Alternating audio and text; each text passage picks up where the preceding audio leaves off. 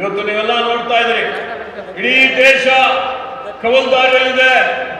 ಇವತ್ತೇನು ಭಾರತೀಯ ಜನತಾ ಪಕ್ಷದ ಸರ್ಕಾರ ಕೇಂದ್ರದಲ್ಲಿ ದುರಾಡಳಿತ ಮಾಡ್ತಾ ಇದೆ. ಇವತ್ತು ಅವರು ಜಾತಿಗಳಲ್ಲಿ ಧರ್ಮಗಳಲ್ಲಿ ಹೊಡೆದಾಡುವ ನೀತಿ ಅನುಸರಿಸ್ತಾ ಇದ್ದಾರೆ. ಎಲ್ಲ ಕಡೆ ಭಯ ಇದೆ, ಹಿಂಸೆ ಇದೆ, ದ್ವೇಷ ಇದೆ.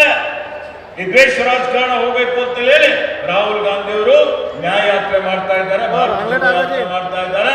ಖರ್ಗೆಜಿಯವರು ದೇಶದಾದ್ಯಂತ ಸುತ್ತಾಡಿ ಜನರಿಗೆ ಜಾಗೃತಿ ಮೂಡಿಸುವಂತ ಕೆಲಸ ಮಾಡ್ತಾ ಇದ್ದಾರೆ. ಹೀಗಾಗಿ ಇವತ್ತು ನೋಡ್ತಾ ಇದ್ದೀರಿ ಯಾವ ರೀತಿಯಲ್ಲಿ ಅವರು ಅಭಿವ್ಯಕ್ತಿ ಸ್ವಾತಂತ್ರ್ಯ, ಏನ್ ನಮ್ಮ ಸಂವಿಧಾನ ಇದೆ, ಪ್ರಜಾಪ್ರಭುತ್ವ ಇದೆ, ಬಾಬಾ ಸಾಹೇಬ್ ಅಂಬೇಡ್ಕರ್ ಅವರು ಕೊಟ್ಟಂತದ್ದು, ಅದನ್ನು ಇವತ್ತು ಮೊಟಕುಗೊಳಿಸುವಂತ ಕೆಲಸ ಬಿಜೆಪಿ ಸರ್ಕಾರ ಮಾಡ್ತಾ ಇದೆ. ಇವತ್ತು ಇಡಿ ದುರುಪಯೋಗ ಆಗ್ತಾ ಇದೆ, ಸಿಬಿಐ ದುರುಪಯೋಗ ಆಗ್ತಾ ಇದೆ, ಚುನಾವಣಾ ಆಯೋಗ ದುರುಪಯೋಗ ಆಗ್ತಾ ಇದೆ, ರೈತರಿಗೆ ಅನ್ಯಾಯ ಆಗ್ತಾ ಇದೆ, ಕೃಷಿಕರಿಗೆ ಅನ್ಯಾಯ ಆಗ್ತಾ ಇದೆ. ಕೊಟ್ಟ ಒಂದೇ ಒಂದು ಭರವಸೆಯನ್ನು ಈಡೇರಿಸಿಲ್ಲ. ರೈತರ ಆದಾಯ ದುಪ್ಪಟ್ಟು ಮಾಡ್ತೀವಿ ಅಂತ ಹೇಳಿ ಸುಳ್ಳು ಮೋಸ ಮಾಡಿದ್ರು. ನೋಟ್ಬಂದಿ ಮಾಡ್ತೀವಿ ಅಂತ ಹೇಳಿ ಆರ್ಥಿಕತೆ ಕುಸಿದೋಯ್ತು. ಈ ದೇಶದ ಆಸ್ತಿ ಎಲ್ಲ ಮಾರಾಟ ಮಾಡ್ತಾ ಇದ್ದಾರೆ. ಇವತ್ತೇನು ಉದ್ಯೋಗ ಕೊಡ್ತೀನಿ ಅಂತ ಯುವಕರಿಗೆ ಹೇಳಿದ್ರು 2 ಕೋಟಿ, ಇಂದು ಉದ್ಯೋಗ ಕಸಿದುಕೊಂಡ್ರು ಯುವಕರು ದಾರಿ ತಪ್ಪಿ ಹೋಗ್ತಾ ಇದ್ದಾರೆ. ಚುನಾವಣೆ ಬಂತು ಅಂತ ಹೇಳಿದ್ರೆ ಅವ್ರು ಮಾಡೋದು ಬರೀ ಭಾವನಾತ್ಮಕ ರಾಜಕೀಯ, ಭಾವನಾತ್ಮಕ ವಿಷಯಗಳನ್ನು ಕೇಳಿಸ್ತಾರೆ. ಇಲ್ಲಿ ರೈತರು ಕೂತಿದ್ದಾರೆ, ಗೊತ್ತಿದೆ ಏನ್ ದುಪ್ಪಟ್ಟು ಮಾಡಿದ್ದಾರೆ ಅಂತ ಹೇಳಿ. ಎಲ್ಲ ಮೋಸ, ಎಲ್ಲ ವಂಚನೆ, ಎಲ್ಲ ಮಹಾದ್ರೋಹ.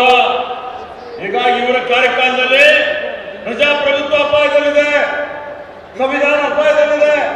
ಈ ಒಕ್ಕೂಟದ ವ್ಯವಸ್ಥೆಯಲ್ಲಿ ರಾಜ್ಯ ಕೇಂದ್ರದಿಂದ ಕೇಂದ್ರ ಸಚಿವರಿಗೆ ಏನ್ ಸಾಧನೆ ಇದೆ ಅಂತ ಹೇಳಿ ಏನೂ ಮಾಡದೆ ಇವತ್ತು ಬರೀ ಅಲ್ಲಿ ಇಲ್ಲಿ ಓಡಾಡಿ ಸುಳ್ಳು ಮೋಸ ಮಾಡಿದಂತವರಿಗೆ ಬರುವಂತ ಲೋಕಸಭೆ ಚುನಾವಣೆಯಲ್ಲಿ ಬೀದರ್ ಜಿಲ್ಲೆಯ ಜನ ನೀವೆಲ್ಲ ಅವರಿಗೆ ಪಾಠ ಕಲಿಸಲೇಬೇಕು ಅನ್ನುವಂತ ಮಾತನ್ನು ಹೇಳಿಕೆ ಬಯಸ್ತಾರೆ. ಕರ್ನಾಟಕ ರಾಜ್ಯದಲ್ಲಿ ಇನ್ನು ಹೆಚ್ಚಿನ ರೀತಿಯಲ್ಲಿ ನಮ್ಮ ನಾಯಕರುಗಳ ಕೈ ಬಲಪಡಿಸಬೇಕು ಅಂತ ಹೇಳಿದ್ರೆ ಭ್ರಷ್ಟ ಕೋಮುವಾದಿ ಬಿಜೆಪಿ ಸರ್ಕಾರವನ್ನು ಬುಡ ಸಮೇತ ಕಿತ್ತಾಕಿ ಹೇಳಿ ಎದ್ದೇಳಿ ಬಿಜೆಪಿ ತೊಲಗಿಸಲಿಕ್ಕೆ ತಾವೆಲ್ಲರೂ ಸಜ್ಜಾಗಬೇಕು.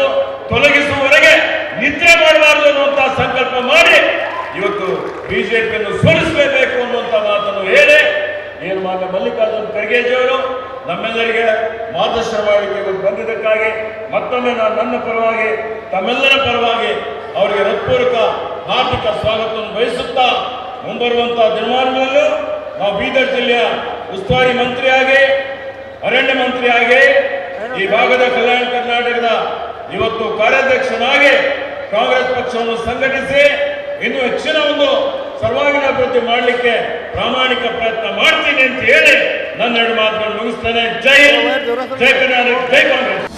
ಅನುಕ್ಷಣದ ಸುದ್ದಿಗಳಿಗಾಗಿ ವಿಸ್ತಾರ ನ್ಯೂಸ್ ಯೂಟ್ಯೂಬ್ ಚಾನೆಲ್ ಸಬ್ಸ್ಕ್ರೈಬ್ ಮಾಡಿ. ಹೊಸ ಸುದ್ದಿಗಳ ನೋಟಿಫಿಕೇಶನ್ಗಾಗಿ ಬೆಲ್ ಐಕಾನ್ ಕ್ಲಿಕ್ ಮಾಡಿ. ಲೇಟೆಸ್ಟ್ ಅಪ್ಡೇಟ್ಸ್ಗಾಗಿ www.vistaranews.com ವೆಬ್ಸೈಟ್ಗೆ ವಿಸಿಟ್ ಮಾಡಿ. ಅಂಗೈಯಲ್ಲೇ ಜಗತ್ತಿನ ಸುದ್ದಿ ತಿಳಿಯಲು ವಿಸ್ತಾರ ನ್ಯೂಸ್ ಕನ್ನಡ ಆಪ್ ಡೌನ್ಲೋಡ್ ಮಾಡಿ.